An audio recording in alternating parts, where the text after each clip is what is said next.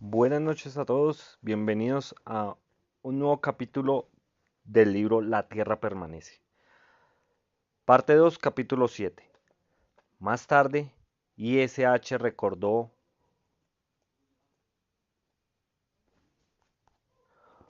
una costumbre de otros tiempos. Ya abandonada, fue hasta la puerta de la cocina y descubrió que había un candado. Recordó que lo había puesto su madre, que no confiaba en las cerraduras comunes. Cerró la puerta con el candado. Luego examinó la cerradura de la puerta de adelante. Aún funcionaba. Nunca, desde el gran desastre, se le había ocurrido cerrar con llave. En la tribu no había nadie sospechoso. Un extraño no hubiese podido escapar a la vigilancia de los perros. Y he aquí que aparecía un hombre que no era de fiar, y que se había ganado la confianza de los perros, lo habría acariciado con predeterminación. Y SH se acostó y comunicó sus temores a Em. Ella no se interesó mucho, y SH pensó, como otras veces, que Em había una inercia peligrosa. ¿Y por qué no ha de tener un revólver en el bolsillo?, preguntó ella. Tú también llevas un arma cuando sales. No la oculto, y no temo quitarme el chaleco y quedarme un momento desarmado. Es cierto, pero quizás tú mismo lo pusiste nervioso. Te es antipático, y quizás él piensa lo mismo de ti. Está entre gente extraña, solo. Y ese H sintió otra vez rabia, casi cólera. Charlie, ese intruso. Sí, dijo, pero estamos aquí en nuestra casa. Él es quien debe adaptarse, no nosotros. Tienes razón, querido, quizá, pero no hablemos ahora. Tengo sueño. Si algo envidiaba a ese H.A.M. era su facilidad para dormirse en el momento mismo en que decía tener sueño. El sueño huía de él cuando más lo llamaba, y no podía dejar de pensar, justamente se le acababa de ocurrir una nueva idea. Se vio envuelto en una pelea con Charlie.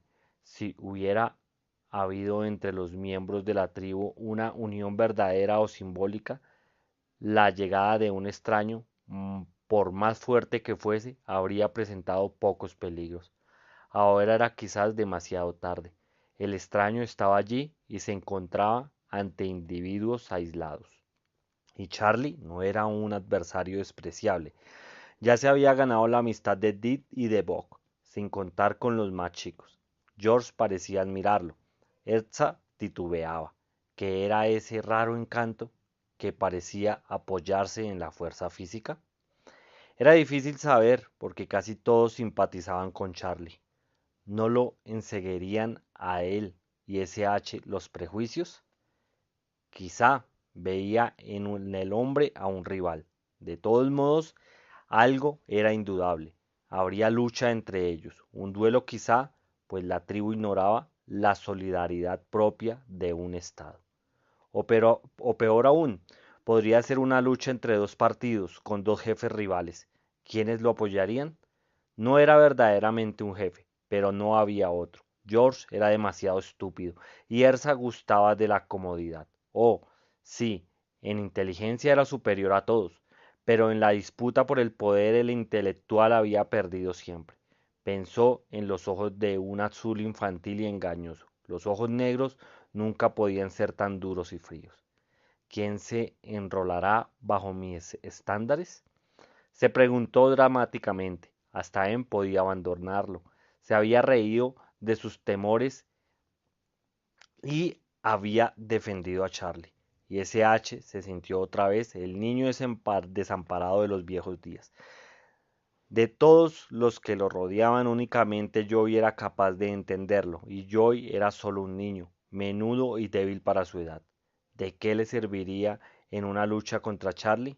No, no, pensó de nuevo. No, ojos de cerdo, ojos de jabalí. Al fin reveló contra sí mismo, no es más que una extravagancia nocturna, se dijo. Esas ideas que nacen en las tinieblas en las noches de insomnio. Logró liberarse de sus pensamientos y se durmió.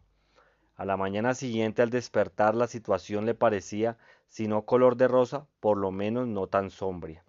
Desayunó casi alegremente. contento de ver a Bot en su sitio de costumbre y de obtener más noticias del viaje. Luego, cuando creía haber recobrado la calma, todo se derrumbó otra vez.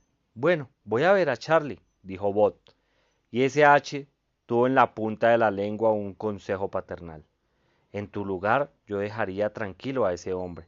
Pero En con una mirada le rogó que se callase, e H comprendió que si Charlie se transformaba en algo prohibido sería más atractivo aún. Se preguntó otra vez qué clase de fascinación ejercía Charlie sobre los muchachos. Bot se fue y los otros niños terminaban las tareas matinales. Lo siguieron. ¿Qué los atrae tanto? Le preguntó H a En. Oh, no te atormentes, dijo ella. Es solo la novedad. No me parece raro. Podemos tener dificultades. Es posible, admitió En. Era la primera vez que ella se mostraba de acuerdo, pero enseguida desvió el curso de los pensamientos de H diciendo, pero no empieces tú. ¿Qué quieres decir? Preguntó H irritado, aunque nunca discutía con él. ¿Piensas que vamos a disputarnos la jefatura de la tribu? Ve a ver qué pasa, dijo ella sin responder a su pregunta.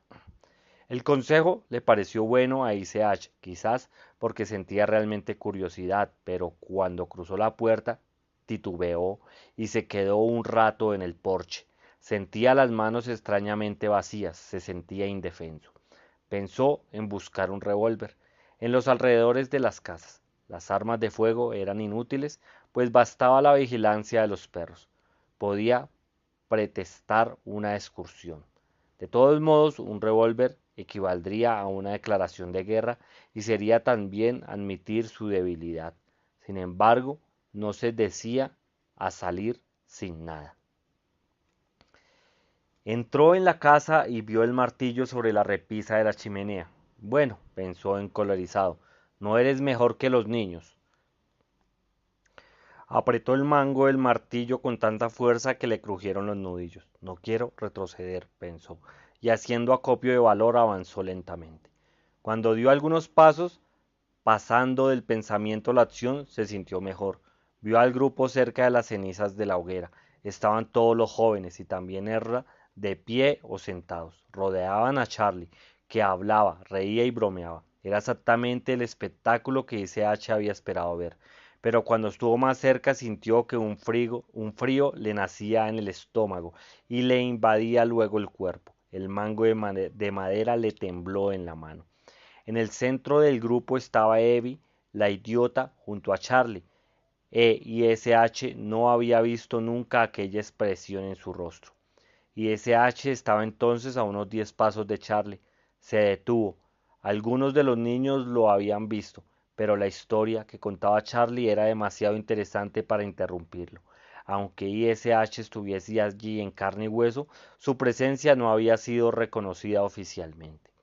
Dejó pasar unos instantes que le parecieron siglos. Sin embargo, el corazón no le latió más que unas 3 o 4 veces. Ya no sentía aquel sudor frío. Se encontraba preparado para actuar. Era casi feliz. Sus temores se transformaban en realidad, y la peor de las dificultades cuando adquiere forma visible es preferible a una sombra vaga y confusa. No se puede luchar contra un mal que es mera apariencia. Esperó aún el tiempo de algunos latidos. La crisis había estallado de pronto, como ocurría a menudo en aquella nueva vida. En los viejos tiempos, las crisis se arrastraban interminablemente y uno leía los diarios semanas y meses antes que los obreros se declararan en huelga y que los aviones dejaran caer sus bombas. Pero en esta sociedad minúscula el drama estallaba en unas pocas horas. Evie estaba en el centro del grupo, aunque habitualmente se mantenía apartada. Comúnmente apenas prestaba atención a sus compañeros. Esta vez contemplaba a Charlie con admiración y parecía beber sus palabras, aunque probablemente no comprendía ni la mitad. No era la historia lo que la atraía. Su cuerpo rozaba el cuerpo de Charlie. Y para esto, se preguntó H amargamente, había cuidado a Evie. Ersa la había encontrado sucia, desgreñada, viviendo como una bestia y con apenas la inteligencia necesaria para abrir las latas de conservas.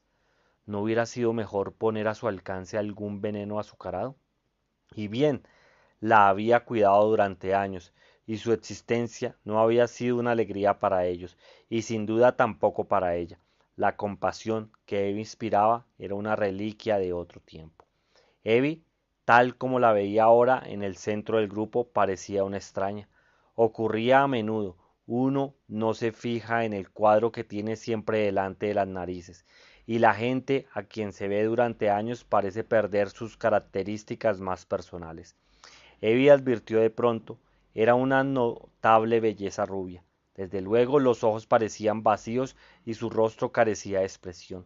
Pero para un hombre como Charlie, esos detalles no debían de tener gran importancia. Sí, como había dicho Erla, Charlie sabía lo que quería y lo obtenía rápidamente. ¿Y por qué iba a esperar? Los dedos de ICH se crisparon sobre el mango del martillo. Era tranquilizador, pero hubiese preferido un revólver. Un coro de carcajadas saludó unas palabras de Charlie. Evie se rió con breves chillidos. Charlie se inclinó hacia ella y le pellizcó el talle. La joven lanzó un grito agudo de niña y SH se acercó. Su presencia se hizo de pronto oficial y todos se volvieron hacia él. Esperaban, advirtió ICH enseguida. Aquella inesperada situación los sorprendía y no sabían qué actitud adoptar.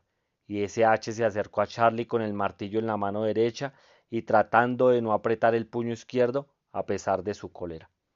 Mientras ICH se acercaba, Charlie, con movimientos despreocupados, tomó a Evie por el talle.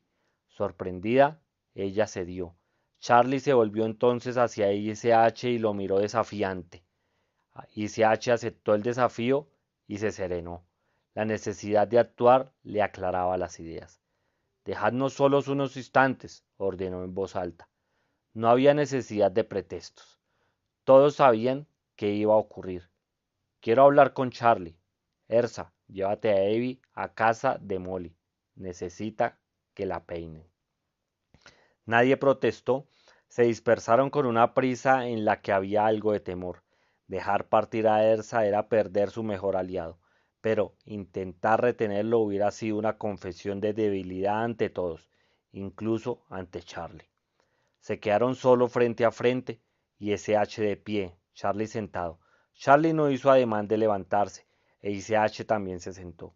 No podía quedarse de pie mientras el otro siguiese indolentemente sentado.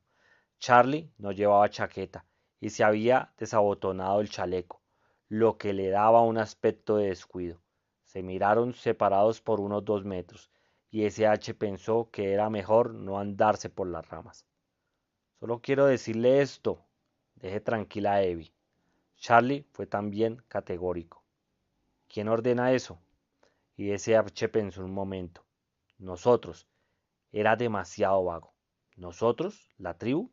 Charlie se reiría. Al fin se decidió. Yo lo ordeno. Charlie no respondió. Recogió unos guijarros del suelo y los hizo saltar en la mano izquierda. Nada hubiera podido iniciar mejor su despreocupación. Podría contestarle con una de las viejas frases, dijo al fin. Usted ya las conoce. No insistamos, pero soy razonable. ¿Por qué quiere que deje tranquila a Evie? ¿Es su amiguita? Por algo muy simple, dijo ICH rápidamente. En nuestro grupo no hay seguramente genios, pero tampoco imbéciles. No queremos cargar con unos cuantos niños idiotas como lo serían faltantemente los hijos de Evie. Apenas dejó de hablar y SH comprendió que había cometido un error. Como todo intelectual, había preferido la discusión a las órdenes, debilitando así su autoridad. Ahora él había pasado a segundo plano y Charlie era el jefe. ¡Demonios!, dijo Charlie. Pero si ella pudiera tener hijos, yo los habría tenido, con todos esos muchachos que andan a su alrededor. Los muchachos no tocaron nunca a Evie, declaró ICH. Crecieron con ella y la respetan. Y por otra parte, casamos muy jóvenes a los muchachos. Sintió que sus argumentos eran cada vez más débiles. Bueno, dijo Charlie, con el aplomo de un hombre que domina la situación. Debería alegrarse que me haya fijado en la única mujer libre. Y si me hubiera gustado una de las otras, deme las gracias. Y CH buscó desesperadamente una respuesta. No podía amenazarle con la policía o la justicia. Había lanzado un desafío y había perdido. No, no había más que decir, y SH se levantó, dio media vuelta y se fue. Recordó algo. Un día, poco después del gran desastre, se había vuelto para alejarse de otro hombre y había tenido la seguridad de que iba a recibir un tiro en la espalda. Pero ahora no tenía miedo, y esto lo mortificaba aún más. Charlie no tenía necesidad de matarlo, pues era él el vencedor. Y SH volvió a su casa arrastrando los pies. Había olvidado la amargura de la humillación. El martillo era ahora una herramienta embarazosa y no un símbolo de poder. Durante años la vida había transcurrido sin incidentes. Él era el jefe y todos lo respetaban. Pero no era en verdad muy distinto de aquel joven raro que apenas recordaba. El joven que había sido antes del gran desastre, el que temía los bailes, él y nunca se sentía cómodo con la gente, y no tenía ninguna autoridad. Había cambiado mucho, pero no había perdido totalmente su timidez. Llegó hacia la puerta de su casa con una profunda amargura. Él lo esperaba, y SH dejó el martillo y la tomó en sus brazos. ¿O fue ella, quizás, quien se lanzó hacia él? No lo sabía, pero se sintió otra vez seguro de sí mismo. Él no estaba siempre de acuerdo con él. En la noche de la víspera, por ejemplo, habían discutido sobre Charlie, pero él siempre encontraba en ella nuevas fuerzas. Se sentaron en el sofá y él le contó toda la historia. Aún antes que ella hubiese abierto la boca, y CH sintió su ternura como un bálsamo. ¡Qué imprudencia!, dijo él al fin. No debías haber despedido a los muchachos. Nadie piensa ni entiende tantas cosas como tú, pero no sabes tratar a un hombre de esa especie. Y él preparó el plan de operaciones. Ve a buscar a Ersa. George y los muchachos, dijo. No, mandaré a un chico. Nadie tiene derecho a sembrar la discordia y a decirnos qué debemos hacer. Y SH comprendió que se había equivocado. No tenía por qué descorazonarse y sentirse solo. La tribu estaba allí y lo protegía. George fue el primero en llegar. Luego apareció Ersa, quien miró primero a George y luego a Anne. ¿Sabe algo?, pensó SH. Un secreto que solo me dirá a mí. Pero Ersa no trató de hablarle a solas y se limitó a mirar a Anne embarazado. Molly tuvo que encerrar a Evie en un cuarto del primer piso, anunció. Parecía como si Ersa le molestase hablar allí, en público, de la pasión que las caricias de un hombre habían despertado en la idiota. Es capaz de saltar por la ventana, dijo ICH. Podría ponerle unos barrotes, propuso George, o unas tablas. A pesar de la gravedad de la situación, todos se echaron a reír. George estaba siempre dispuesto a hacer algún trabajo de carpintería de las casas, pero no se podía encerrar a Evie por el resto de sus días. Llegaron Jad y Roger, hijos de ISH. Luego apareció Ralph, el último del trío. La presencia de los muchachos alivió un poco la tensión. Todos se sentaron cómodamente, esperaban, comprendió ISH, que él dijese algo, y lamentó no haber pensado en prepararse. Se discutía la organización de un nuevo Estado, y no había tiempo de redactar tranquilamente una constitución. Era necesario actuar con rapidez y resolver el difícil problema. ¿Qué vamos a hacer con Evie y ese Charlie?, preguntó directamente. Todos se pusieron a hablar a la vez e ICH tuvo la desagradable impresión de que ninguno, excepto Ersa, lo apoyaba. Los muchachos y George mismos parecían creer que la vitalidad de Charlie enriquecería a la tribu. Si Evie le gustaba, tanto mejor, por fidelidad a ISH. Estaban decididos a exigirle a Charlie que se excusase, pero pensaban también que ISH había obrado precipitadamente. Debía haber consultado con los otros antes de discutir con Charlie. ISH recordó que no se podía permitir que Evie diese a luz a niños idiotas, pero el argumento no causó la impresión esperada. Evie había participado de la vida de la tribu y la idea de que sus hijos pudieran parecerse no asustaba a los muchachos. No alcanzaban a imaginar un futuro lejano donde los descendientes de Evie se mezclarían con los otros, haciendo bajar el nivel intelectual de la colonia. Curiosamente, George, a pesar de su torpeza mental, presentó un argumento más perturbador. Pero, ¿sabemos si es verdaderamente idiota?, dijo. Ha sufrido tantas desgracias la pobrecita. Se le murieron los padres, se quedó sola. Cualquiera podía haber enloquecido en su lugar. Quizás era tan inteligente como nosotros y sus hijos serán normales.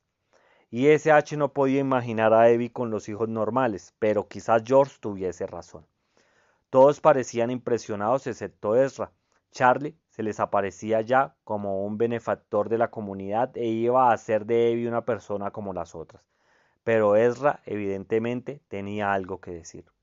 Se incorporó. No era hombre ceremonioso, y a todos les sorprendía también verlo un poco turbado. Se le había encendido el rostro aún más que de costumbre. Miraba a un lado y a otro, y de cuando en cuando clavaba los ojos en indeciso. Tengo algo que decir, anunció. Hablé largamente con ese hombre, Charlie, anoche en mi casa, antes de acostarnos. Había bebido mucho y el alcohol le soltó la lengua. Se interrumpió y miró a él. Es un fantasioso, y ya conoces esa clase de hombres. Esta vez se volvió hacia los muchachos, pobres salvajes, incapaces de conocer las alucinaciones de un hombre civilizado. Me habló mucho de sí mismo y yo le tiré de la lengua. Ersa se detuvo otra vez y ese H no lo había visto nunca así. Bueno, Ersa, habla. Estamos entre nosotros, dijo. La timidez de Ersa se quebró de pronto. Ese hombre, ese Charlie, está podrido, como un pescado de 10 días. Tiene varias enfermedades, enfermedades venéreas, todas las que existieron alguna vez. George se tambaleó como si hubiese recibido un golpe en el pecho. El rubor cubrió el rostro moreno de Em. Los muchachos no parpadearon, no conocían las enfermedades venéreas. Antes de intentar una explicación, Ersa esperó a que Em dejase la sala, pero no logró hacerse entender, pues los muchachos tenían una idea muy vaga de la enfermedad en general. Mientras tanto, ISH se abandonaba al torbellino de sus pensamientos. Esta situación no tenía precedentes, ni en la antigua ni en la nueva vida. Recordó que los leprosos habían vivido apartados. Podía prohibirse que un hombre enfermo de tifus trabajara en un restaurante. Pero, ¿para qué buscar ejemplos? Ya no había leyes en la tierra. Que se vayan los muchachos, le dijo bruscamente a Ersa. Decidiremos nosotros. Los muchachos en efecto no conocían los peligros de las enfermedades e ignoraban que una sociedad tiene derecho a defenderse. Dejaron uno a uno la sala, obedientes como niños a pesar de su edad y estatura. Y ni una palabra a nadie, les advirtió Ersa. Los tres hombres quedaron solos y se miraron. Llamemos a Em, propuso Ersa. Em se unió a ellos. Se quedaron un minuto callados, como aplastados por la inminencia del peligro. Había una amenaza de muerte en el aire, no de una muerte limpia y digna, sino degradante y vergonzosa. Y bien, dijo ICH, advirtiendo que los otros esperaban que dijese algo. Roto el silencio, discutieron la situación. Pronto se pusieron de acuerdo en un punto. La tribu tenía el derecho de protegerse. Cualquier sociedad o individuo puede golpear en defensa propia. Pero, aceptado ese derecho, ¿a qué medios podían recurrir? ¿A una simple advertencia? Sería insuficiente. Y si Charlie contagiaba a alguien, el castigo que podía infligirse sería una simple venganza social que nada remediara. Encerrarlo indefinidamente sería imponer una pesada carga a aquella pequeña sociedad. La mejor solución sería ordenarle que se alejara, que desapareciera. No encontraría dificultades para vivir. Si regresaba, el castigo sería la muerte. ¿La muerte? Se estremecieron. No había, desde hacía mucho tiempo, ni guerras ni ejecuciones. La idea que necesitasen castigar con la pena capital no podía dejar de perturbarles. Y luego, la voz de En era la voz misma de los temores de todos. Si vuelve, Nosotros los padres somos solo una minoría. Podría entenderse secretamente con los jóvenes. Y si gana la amistad de alguno de los muchachos que decide protegerlos, ¿y Evie no encontraría cómplices entre las muchachas? Podríamos meterlo en el JIT y dejarlo a 100 o 150 kilómetros de aquí, propuso Ersa. Y luego, de una pausa, añadió, sí, pero al mes estaría de vuelta. ¿Y quién le impediría merodear con un rifle y disparar contra cualquiera? Los muchachos y los perros podrían ahuyentarlo, pero uno de nosotros habría muerto. Me echaría a temblar cada vez que pasase ante un matorral. No se puede castigar a un hombre por un crimen que no ha cometido, declaró George. ¿Por qué no? Replicó Anne. Todas la miraron, pero ella no dijo nada más. ¿Por qué? Bueno, es imposible. George exponía trabajosamente su pensamiento. Es necesario que cometa un crimen, luego se somete al hombre a un tribunal. Así es la ley. ¿Qué ley? Todos callaron. Luego la conversación se desvió como si nadie tuviese el coraje de seguir el pensamiento de él. Y S.H. trató de ser imparcial. No sabemos si realmente esas enfermedades y no tenemos médicos que puedan comprobarlo. Quizás se curó hace tiempo o es un fantasioso. Conocí hombres como él.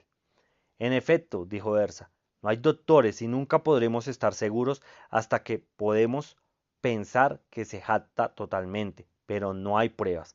Por mi parte, creo que está realmente enfermo. Camina lentamente, como si sufriera.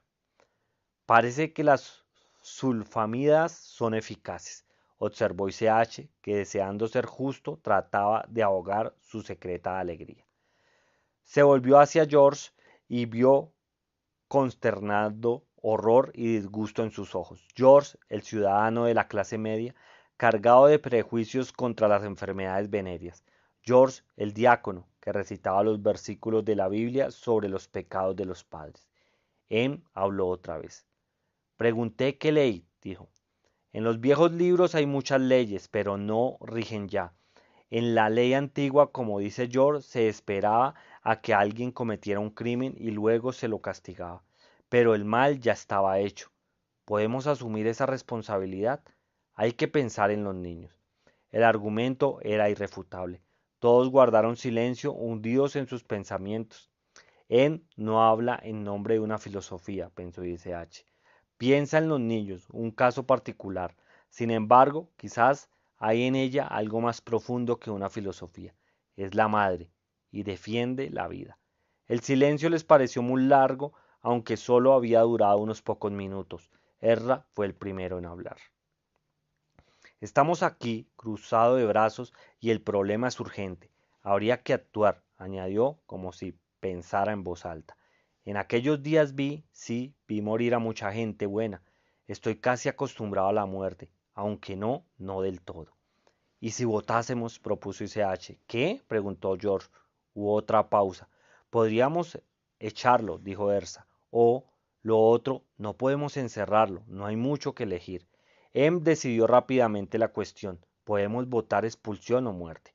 Había papel en los cajones del escritorio. A los niños les gustaba dibujar.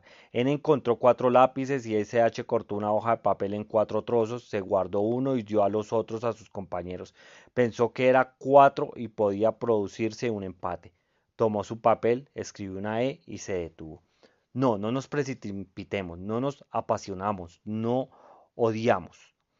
Ignoramos la furia del hombre que defiende encarnizadamente su vida en la batalla.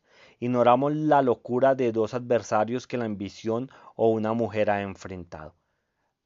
Anudad la cuerda, afilad el hacha, echad el veneno, apilad los leños.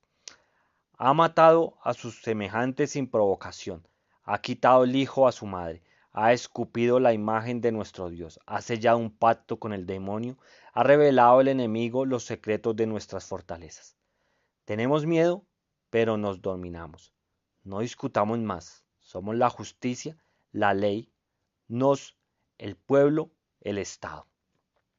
Y H tenía aún el lápiz suspendido sobre la letra E. Sabía muy bien que el destierro de Charlie no resolvería el problema.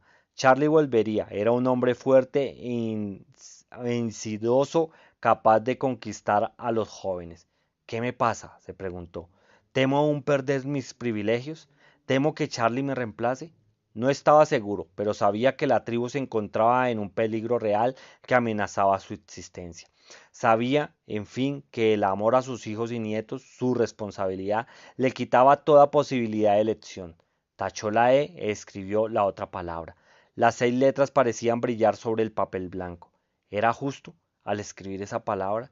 No resucitaba la guerra, la tiranía, el abuso de autoridad, enfermedades más graves que todas aquellas que Charlie podía transmitir. ¿Por qué no esperar? ¿Por qué no reflexionar? Tomó el lápiz para tachar la palabra, pero se detuvo. No, a pesar de todos sus escrúpulos, no la tacharía. Si Charlie cometía un crimen, nadie dudaría en castigarlo con la pena capital, y sin embargo, no harían más que seguir las convenciones del pasado, ojo por ojo, diente por diente. Ejecutar al asesino no devolvería la vida a la víctima, era una simple venganza. Para ser eficaz el castigo debía preceder al crimen. ¿Cuánto tiempo había pasado? Advirtió de pronto que estaba mirando su papel y que los otros esperaban. Al fin y al cabo, él era una sola voz. La mayoría estaría quizás contra él. Habría cumplido su deber y Charlie sería desterrado simplemente. Dadme los papeles. Los puso sobre el escritorio y 4 veces leyó en voz alta. Muerte, muerte, muerte, muerte. Bueno amigos, capítulo interesante acabamos de leer del libro La Tierra Permanece. Es un libro que estos últimos capítulos dejan mucho que analizar y pensar de nuestra sociedad y de cómo nosotros hemos ido construyendo todas las ideas y todas las leyes que se han presentado a lo largo de la historia. Continuamos más adelante con el capítulo 8 de la parte 2 del libro La Tierra Permanece. Gracias por escucharme, espero sus comentarios, son libros y capítulos interesantes que estamos leyendo y espero saber qué les está pareciendo estos audiolibros. Gracias y hasta la próxima.